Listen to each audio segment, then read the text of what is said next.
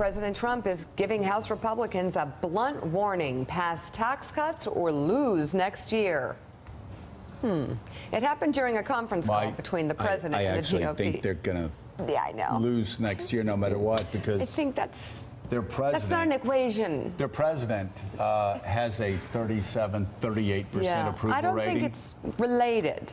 No, it's not. That's They're going to lose. They're going to lose because maybe he was tweeting and it started to hurt with the bone spur, and so he just like trailed off and didn't finish his thought. But they are going to lose because the president of the United States, who is a Republican, who they have kowtowed to now shamelessly for 9 months, and therefore are connected to. Walk the plank. As what, Harold, isn't this like historically low approval ratings for this long a period of time? I don't think. And no moral compass. Mid-30s, he's lost the moral authority.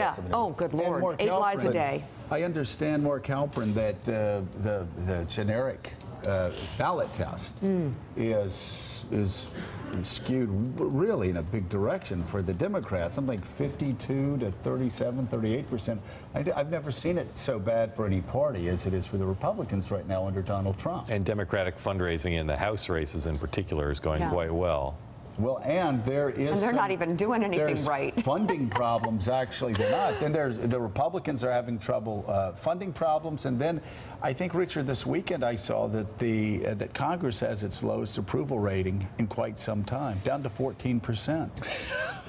Oh, maybe up to 14%. Up to 14%. I mean, Steve, you add all of this together, you look historically, even in the best of times, historically, this would be a bad year for Republicans. But you add Donald Trump's historically low approval ratings. He's like an albatross for these poor guys. And then you add on top of the fact that Congress has the lowest approval rating ever at 14%, and the Democrats in the House are raising money, and Republicans in the House aren't raising money.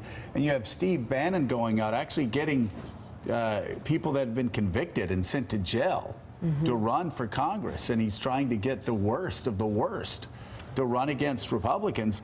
It seems like it might be a grim year for Republicans coming up. Well, there's actually enormous enthusiasm among the Democratic base at this moment. Very energized, very feeling like all the points you made are going to resonate. And of course, even though there is all this gerrymandering in the House, if you have the kinds of margins that those polls indicate, it will overcome a lot of that gerrymandering. The Democrats are starting to get better candidates in a bunch of the marginal districts and things like that. And so it's shaping up pretty well for the Democrats. Tough map in the Senate.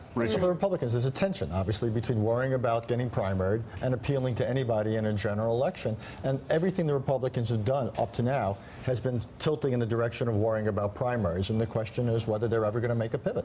Well, if they're worried about primaries, excuse me, and then they're walking the plank for Trump, maybe they ought to take the advice of one senator who came on the show recently.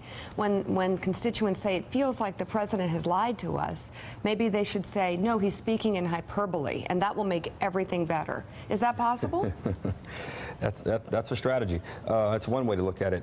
I think Democrats are going to have we have two data points coming our way, three. One, this Virginia race and the New Jersey race, the governor's race is there, and those things are, the Virginia race is tightening. Two, this guy Doug Jones in Alabama is doing a lot better than the National Party thought he was going to do. It's going to be a tough race, but it'll be interesting to see if Democrats play as aggressively there as we should.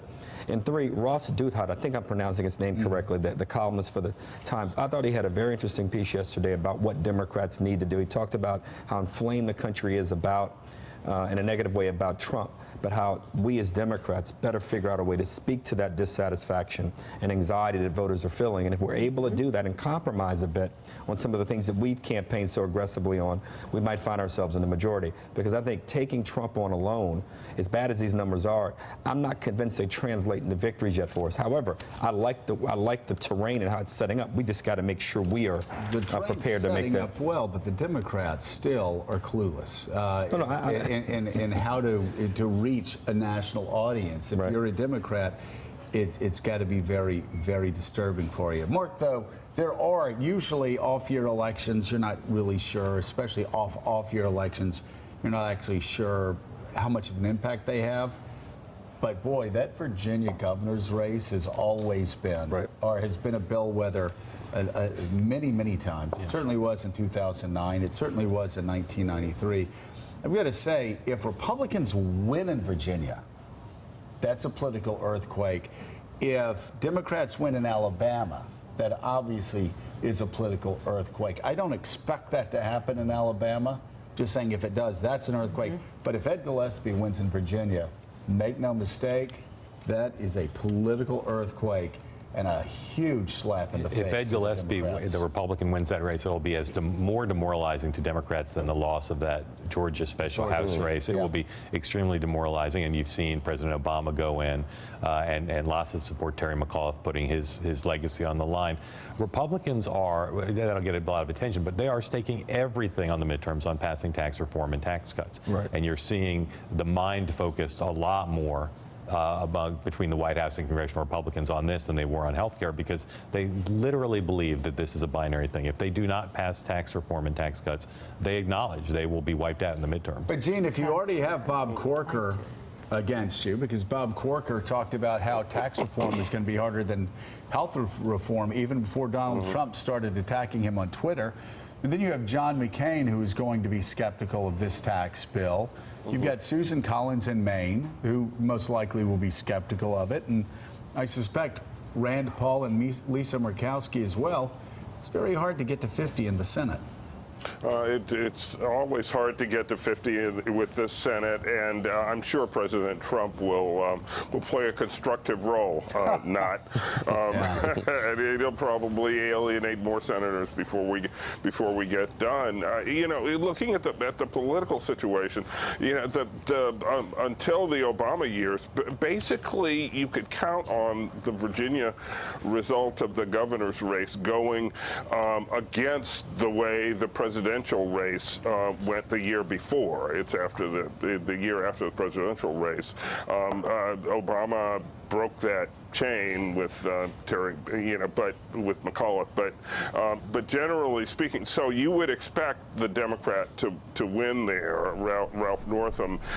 That would be a national blow to Democrats if Ed Gillespie managed to win. However, I think what's heartening for Democrats is what's happening on local levels. They're getting really good candidates to run in these House races. A lot of candidates who you would think might otherwise have gone to the Republican side. A lot of veterans, a lot of people who really have roots in their communities. I think that's the real potential story of this election is all politics being local and Democrats getting a lot of really good candidates to run in these House races. That could change the playing field considerably. Sure. Thanks for checking out MSNBC on YouTube, and make sure you subscribe to stay up to date on the day's biggest stories. And you can click on any of the videos around us to watch more from Morning Joe and MSNBC. Thanks so much for watching.